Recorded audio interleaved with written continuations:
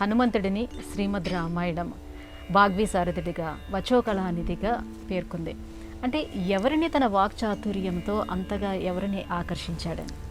వాల్మీకి మహర్షి ఆంజనేయుని గురించి ప్రస్తావించినప్పుడల్లా చాలా తరచుగా వాక్యజ్ఞ, వాక్యకుశల, వాగ్విశారదుడని, వాగ్మి అని అంటే చక్కగా మాట్లాడగలిగినవాడు అని ఇలా చెప్తూ ఉంటాడు. అంటే బాగా మాట్లాడడం ఎలా ఉంటుందో తెలిసిన వారికి ఆంజనేయుడు ఎంత బాగా మాట్లాడాడో తెలుస్తుంది. ఎలా మాట్లాడాలో తెలియని వారికి ఆంజనేయుడిని చూస్తే ఎలా మాట్లాడాలో బాగా మాట్లాడడం అంటే ఏమిటో తెలుస్తుంది. అంత బాగా ఆంజనేయుడు మాట్లాడాడు. ఎవరితో అయినా అలాగే మాట్లాడాడు. ప్రధానంగా రామచంద్రమూర్తితో మొట్టమొదటి పరిచయంలోనే అలా మాట్లాడాడు. ఋష్యమూక పర్వతం వైపు రామలక్ష్మణులు అడుగులు వేస్తూ వస్తున్నారు. కిష్కింధాకాండ ప్రారంభంలో మనకు శ్రీమద్ రామాయణంలో ఆ సన్నివేశం కనపడుతుంది. అక్కడ ఆ కొండ మీద, మలయ పర్వతం మీద, ఋష్యశృంగ పర్వతం మీద అక్కడ కూర్చుని ఉన్నాడు సుగ్రీవుడు. నలుగురు అనుచరులతో బిక్కుబిక్కుమంటూ వాలి వల్ల ఉండే భయంతో వాలి ఎక్కడ చంపేస్తాడో అని పరిగెత్తుకుంటూ వచ్చి ఇక్కడ ఉన్నాడు. ఇక్కడికైతే శాపం ఉంది కాబట్టి వాలి రాడు, అందువల్ల ఇక్కడ ప్రాణం దక్కించుకోవచ్చు అని పోగొట్టుకున్న రాజ్యాన్ని, భార్యని తిరిగి పొందడానికి, ప్రాణాలు కాపాడుకోవడానికి బిక్కుబిక్కుమంటూ అక్కడ కాలక్షేపం చేస్తూ ఉన్నాడు. ఆ నలుగురిలో అనుచరుల్లో ఆంజనేయుడు కూడా ఒకడు. ఈ సుగ్రీవుడు భయపడుతుంటే ఆ దూరంగా ఉన్న రామలక్ష్మణులు చూసి, ఇదేమిట్రా ధనుర్బాణాలు పట్టుకుని ఉన్నారు, పైనేమో ఋషివేషంలో జడలు కట్టుకుని ఉన్నారు, ఏదో మారువేషంలో ఎవరినో నన్ను చంపడానికి తాను రాలేడు కాబట్టి మా అన్న వాలి పంపించుంటాడేమో అని భయపడ్డాడు సుగ్రీవుడు. నువ్వు భయపడకయ్యా, ఏం పర్వాలేదు, తొందరపడి అలా ప్రతిదానికి అలా భయపడుతూ ఉండడం జీవితం కాదని ధైర్యం చెప్పి అభయాన్ని ఇచ్చి నేను వెళ్ళి కనుక్కొస్తా కదా నీకెందుకని వచ్చాడు. భిక్షు రూపాన్ని ధరించి వచ్చాడు. దగ్గరకు వచ్చి రాముడిని చూసిన తర్వాత ఈ మహానుభావుడితో మాట్లాడేటప్పుడు భిక్షు రూపం అవసరం లేదు అనుకున్నాడు. అది మానేసి తన స్వరూపంతోనే కనపడి ముందు తన్ను తాను పరిచయం చేసుకున్నాడు. సుగ్రీవుని గురించి చెప్పాడు. మీరెవరు? మిమ్మల్ని చూస్తే చాలా ఆశ్చర్యంగా ఉంది. ఈమె చ ధనుషీ చిత్రే శ్లక్ష్ణే చిత్రానులేపనే ప్రకాశేతే యథేంద్రస్య వజ్రే హేమ విభూషితే.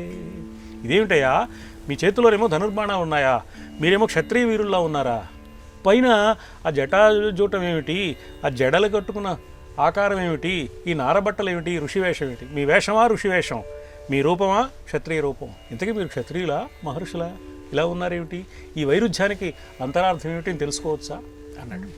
పైగా తను తాను పరిచయం చేసుకునేప్పుడు ఏమన్నాడు, నేను ధర్మాత్ముడైన సుగ్రీవుడి మంత్రిని. ముందు సుగ్రీవుడికున్న అన్ని లక్షణాల్లో మొట్టమొదటి లక్షణంగా ఏం చెప్పాడు, ధర్మాత్ముడు అని చెప్పాడు. రాముడికి ఏం కావాలి, సుగ్రీవుడు ధనవంతుడా, సుగ్రీవుడు బలవంతుడా, సుగ్రీవుడికి ఏమున్నాయి విశేషాలు, అంగబలం ఉందా, అర్థం ఇవి అక్కర్లేదు, ధర్మం పాటించేవాడు అవునా కాదా, ఇది రాముడికి కావాలి. ఇది తెలిసి సుగ్రీవుడికి ఉన్న ధార్మిక గుణాన్ని ప్రస్తావిస్తూ సంభాషణ ప్రారంభించాడు. ధర్మాత్ముడైన సుగ్రీవుడికి నేను విత్త సచివుడిని, ఇందుకోసం వచ్చాను.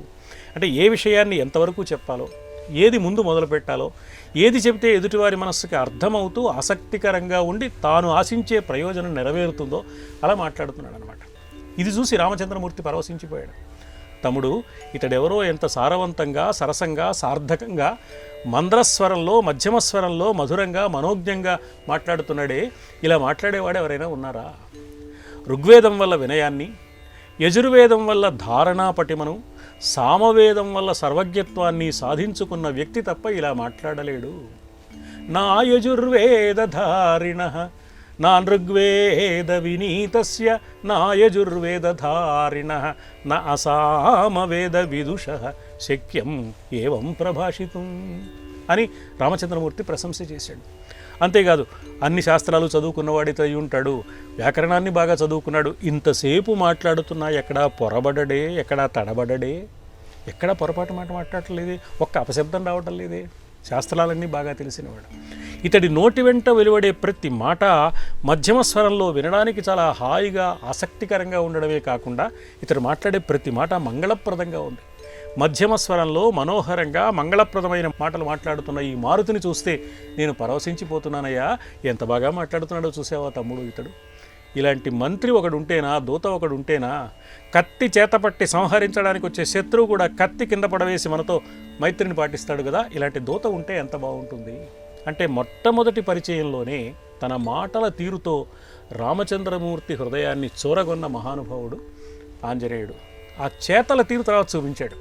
ఇక్కడ వాక్యజ్ఞుడు, వాక్యకుశలుడు, వాక్యకోవిదుడు, వాగ్విశారదుడు మీరు చెప్పిన మాట ఇవన్నీ ఆంజనేయుడికి వర్తిస్తాయని తెలుస్తుంది. ఇక్కడి నుంచి ఎప్పుడు మాట్లాడే ఇలాగే మాట్లాడాడు. సీతమ్మ దగ్గరికి వెళ్ళినప్పుడు సీతకు విశ్వాసం కలగడానికి ఏ విధంగా మాట్లాడాలో అలా మాట్లాడాడు. రావణుడికి హితబోధ చేసేటప్పుడు రాజనీతి పరిజ్ఞానాన్ని మేళవించి రావణుడి లాంటి వాడికి నచ్చ చెప్పడానికి వీలైన పద్ధతిలో చెప్పి, అది కుదరకపోతే సామ దాన భేద దండోపాయాల ప్రకారం రాజనీతి ప్రకారం ఏ విధానంలో మాట్లాడాలో, ఏ క్రమంలో మాట్లాడాలో ఆ క్రమంలో మాట్లాడాడు. ఇలా మళ్ళీ రాముడి దగ్గరికి తిరిగి వచ్చినప్పుడు ముందే మాట చెప్పాలి. సీతమ్మ దగ్గర నుంచి తిరిగి వచ్చాక వానర వీరులందరికీ ఏం చెప్పాలో అది చెప్పాడు. తన పరాక్రమం విశేషాలు అవి చెప్పాడు. రాముడి దగ్గరికి వెళ్ళినప్పుడు అవి చెప్పలేదు. సీతను చూశాను, క్షేమంగా ఉంది, నిన్నే తలుచుకుంటోంది. అంటే ఎవరికి ఏది చెప్పాలో, ఎంత చెప్పాలో, ఏది వివరించాలో, ఏది సంక్షిప్తంగా చెప్పాలో, దేంతో మొదలు పెట్టాలో ఇన్ని తెలిసిన మహానుభావుడు. కాబట్టి అందరి విషయాల్లోనూ అందరితో మాట్లాడిన సందర్భంలోనే ఆయన వాగ్విశారదుడే. ప్రప్రథమంగా రామచంద్రమూర్తి దగ్గర వాగ్విశారదత్వాన్ని నిరూపించుకుని ఆయన వాక్పటుత్వం కలిగిన వాడని, ఆంజనేయుడిని స్మరిస్తే మనకు వాక్పటుత్వం వస్తుందని, అందుకోసం లోకంలో ఆ మాట స్థిరపడింది.